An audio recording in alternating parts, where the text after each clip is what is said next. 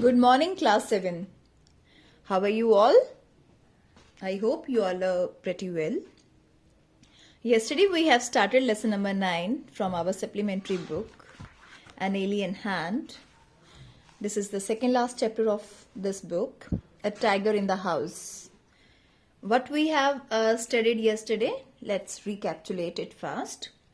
Timothy, the tiger cub, was discovered by grandfather in the Tarai jungle. Tarai jungle near Dehradun.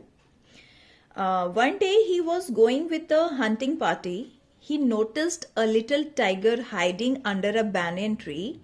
He brought it home. Who is he here? Grandfather.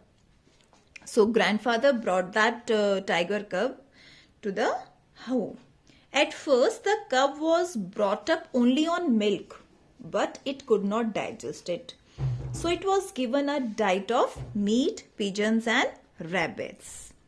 Timothy had two companions in the house, Toto the monkey and a puppy who was mischievous. It pulled the cub's tail. So this is what we have studied yesterday. Today let's finish the part 1 of the story. At first, Timothy appeared to be quite afraid of the puppy and darted back with a spring if it came too near. At first, Timothy, शुरू में तो तिमोथी डरता था उस puppy से, लेकिन बाद में और डरता था और उसको ऊपर अटैक भी करता था. डार्टेड मीन्स लेफ्ट, उसको ऊपर छलांग भी मारता था जब वो उसको उसकी टेल पुल करता था या उसके पास आता था. He would make absurd dashes at it with his large forepaws. Paws means जो आगे वाले उसके पैर होते हैं, पंजे, और वो अजीब अजीब से illogical. Absurd means not logical. And dashes means उस पे जंप करना, रन करना. आप अपने आगे वाले पैरों से वो उस पे जंप करता था. And then retreat to a ridiculously safe distance. और फिर वापस अपनी जगह पे सेफली बैठ जाता था. कौन, ये किसकी बात हो रही है? टाइगर कब की बात हो रही है. When that puppy irritate that cub. Finally, he allowed the puppy to crawl on his back and rest there. But later on, after some time, both puppy and tiger cub became friends, and that tiger cub allowed that puppy to sit on his back and take rest. One of Timothy's favorite amusement was to stalk anyone who would play with him, and so when I came to live with grandfather, I became one of the tiger's favorites. Stalk means follow anyone. Timothy का जो सबसे favourite amusement था, जो उसको बहुत amuse करता था, उसको हैप्पीनेस देता था, वो था कि वो किसी को भी फॉलो करने लगता था जो उसके साथ खेलता था. और now the writer came here, the entry of the writer came here in the story when I stands for the narrator, the author of the story. और जब वो रहने आया अपने ग्रैंडफादर के पास, नरेटर, इस स्टोरी का राइटर, तो वो कहने लगा कि वो टाइगर का फेवरेट हो गया. Why? Because he used to play with that tiger cub. And the favorite of that Timothy was that he get amusement with whom he plays. He stalked that fellow. क्योंकि वो उसके पीछे, जैसे मैं किसी को लाइक करने लगी तो मैं उसके पीछे पीछे चलने लग जाऊं, वो जहां जाए वहां जाऊं. तो टाइगर की भी यही क्वालिटी थी कि उसके साथ जो खेलता था वो उसके पीछे पीछे घूमता रहता था. इसीलिए जो राइटर है वो टाइगर का बहुत अच्छा फ्रेंड बन गया, क्योंकि वो दोनों आपस में बहुत खेलते थे. With a crafty look in his glittering eyes. Crafty means cunning, not soothing. अच्छा लुक नहीं होता crafty look, मतलब cunning होता है. In his glittering eyes. Glittering means shining eyes. And his body crouching. Crouching means sit on the haunches. जब हम अपने back पे बैठते हैं. He would creep closer and closer to me. वो ऐसे बैठ के उसके राइटर के पास आ जाता था.